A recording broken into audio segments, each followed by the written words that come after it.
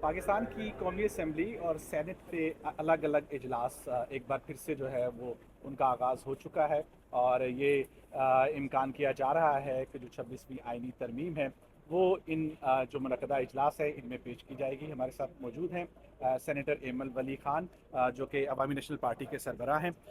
Senator صاحب، آپ چونکہ اس خصوصی کمیٹی کا حصہ ہیں، تو کچھ بتائیں گے ہمیں کہ اس کا عمل کہاں پہنچا؟ چونکہ جو ملاقاتیں اور جو احوال بتایا جا رہا ہے اس سے ایسے لگ رہا ہے کہ کافی قریب پہنچ چکے ہیں۔ انشاءاللہ جی، انشاءاللہ آج کی جو ہماری میٹنگ ہوئی ہے 8ویں میٹنگ، تو آج سے اتنا ہے کہ اب ایک ڈائریکشن کی طرف جانا شروع ہو گئے، اور ہم امید رکھتے ہیں اللہ خیر کرے جتنا جلد ہو سکے، بلکہ اس میں جلد بازی کی اتنی ضرورت بھی نہیں بلکہ اطمینان کی ضرورت ہے۔ لہٰذا ہم کوشش کریں گے 2-3 دن میں انشاءاللہ امید ہے کہ اتفاق پیدا ہو جائے، اور یہ سب چیزیں باقی اتنا بھی ہے کہ شاید کل بھی اتفاق پیدا ہو جائے، تو اب شاید ایک آدھ بیٹھک کی بات ہے۔ اور یہ مطلب اب کہا جا سکتا ہے یقین کے ساتھ کہ یہ آئینی ترمیم جو ہے وہ اسی ہفتے میں ہو جائے گی، یعنی کہ موجودہ چیف جسٹس کی ریٹائرمنٹ سے پہلے ہو جائے گی؟ میرے خیال میں 1-2 دن کی بات ہے، میں تو اشارتاً آپ کو بتا دیا، اب زیادہ وقت نہیں ہے، اب سب ریڈی ہے، کل پرسوں میں آپ کو انشاءاللہ۔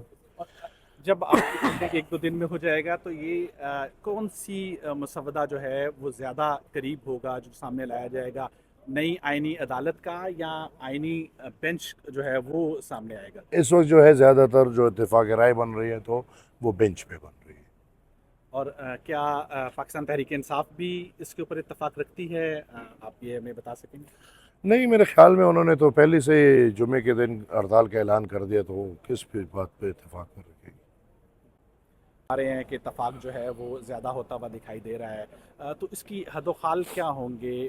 مطلب اس آئینی عدالت سے اور آئینی بینچ میں فرق کس قسم کا دیکھیں؟ میرے خیال میں اتنا فرق نہیں ہوگا، بس ایک سیپریٹ عدالت کی بجائے ایک مخصوص بینچ بنے گا، اور اسی عدالت میں سیٹس بڑھائی جائیں گی، اور اس میں مثال جو سیٹس جو تعداد آپ کو چاہیے ہوگی اس خاص بینچ کے لیے، یا اس میں بھی پھر بینچز بنتے رہیں گے، لہٰذا جو خاص ایک بینچ ہے، یا اس کو بینچ کا نام بھی نہیں دے سکیں گے چونکہ یہ ایک پرماننٹ چیز ہوگی، یہ جو جتنے بھی ججز ہوں گے یہ خاص طور آئینی جو کیسز ہیں انہیں کو دیکھیں گے، اور میرے خیال میں اس طرف ایک الگ کورٹ بننا چاہیے تھا۔ عوامی نیشنل پارٹی کی ذاتی رائے ابھی بھی یہ ہے کہ آئینی عدالت الگ ہونی چاہیے۔ اور بہرحال اب آپ کہہ رہے ہیں کہ اس سے تھوڑا اتفاق میں پیچھے جانا پڑے اتفاق گا۔ کی طرف جا رہے ہیں، تو یہ موجودہ جو بھی چیف جسٹس ہوں گے ان کے ماتحت نہیں ہوگی یہ جو آئینی جو بینچ ہوگا، یا ایک علیحدہ سے اس کا جو ہے وہ سربراہ ہوگا؟ دیکھیں جی، آبویسلی چیف کے انڈر تو ہوگا، لیکن یہ جو ہوں گے تو یہ ایک الگ بینچ ہے، اس پہ مثال ان کا پھر اگر وہ اس بینچ میں اپوائنٹ ہوتے ہیں that something else, otherwise اس بینچ کے ساتھ کسی کا کوئی لینا دینا نہیں۔ اور یہ کہا جاتا رہا ہے آپ کی جانب سے بھی، اور پیپلز پارٹی خاص طور پہ بہت واضح طور پہ، 19ویں ترمیم تھی وہ غلط تھی جو کہ دباؤ میں کی گئی، تو اس کی تصحیح، اس کی درستگی کے لیے کیا کیا جا رہا ہے اس ترمیم میں؟ انشاءاللہ اقدامات لیے جا رہے ہیں، انتظار کر لیں، امانتاً جن کی امانت ہے ہمارے پاس، تو ان کی امانتاً ہم خیال رکھتے ہوئے انشاءاللہ اس کے رول بیک میں کافی کچھ ایسے ہے کہ اختیارات ایک بندے کے پاس نہیں بلکہ انشاءاللہ اداروں میں۔ اور ایک چیز جو بہت زیادہ جس کا ذکر ہوتا رہا کہ حکومت یا جو اتحادی جماعتیں ہیں ان کو اتنی جلدی کیوں ہے کہ وہ موجودہ چیف جسٹس کے ہوتے ہوئے ہی جلدی ترمیم کرنا چاہتے ہیں؟ یار اب تو بہت لیٹ ہو گیا یار، جلدی کہاں؟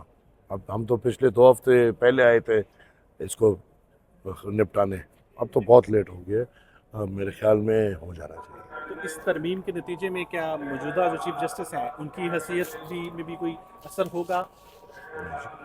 کچھ بھی نہیں، ایسا کچھ ہے ہی نہیں، ایسا کچھ بھی نہیں ہے قانون میں، پرسنل اسپیسیفک کوئی قانون نہیں ہے، کچھ بھی نہیں۔ موجودہ چیف جسٹس اپنے وقت کے مطابق جو ہے وہ ریٹائر ہونے جا گھر رہے ہیں، اور جائیں گے، نئے گھر جائیں گے، اور پھر نئے chief justice according to the new law جو کہ انشاءاللہ آنے والا ہے اپوائنٹ۔ اور اس نئے قانون میں چیف جسٹس کی تقرری کا جو عمل ہے وہ بھی نیا ہوگا یہ؟ نیا جی جناب، بالکل نیا ہوگا جی۔